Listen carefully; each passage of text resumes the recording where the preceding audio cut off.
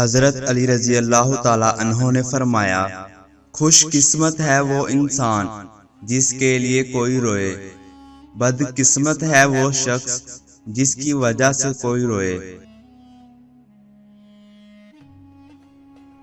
کبھی نہ گرنا کمال نہیں، مگر گر کے سنبھل جانا کمال ہے۔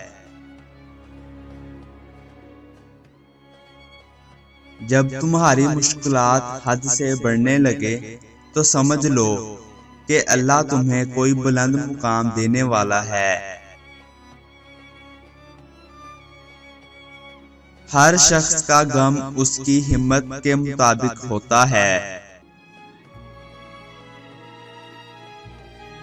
ہر شخص اپنے جیسے ہی کی طرف مائل ہوتا ہے۔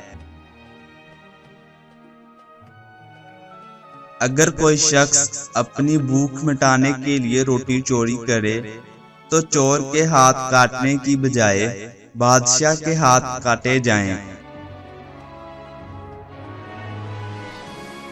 ساری دنیا کے سارے لوگ تجھے اپنے فائدے کے لیے چاہتے ہیں، صرف تیرا رب ہی ہے جو تجھے تیرے فائدے کے لیے چاہتا ہے۔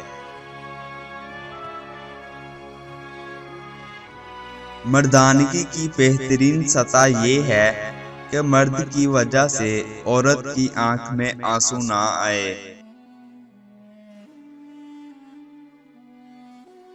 بارش کا قطرہ سیب اور سانپ دونوں کے منہ میں گرتا ہے، لیکن سیب اسے موتی اور سانپ اسے زہر بنا دیتا ہے۔ جس کا جیسا ظرف ویسی اس کی تخلیق۔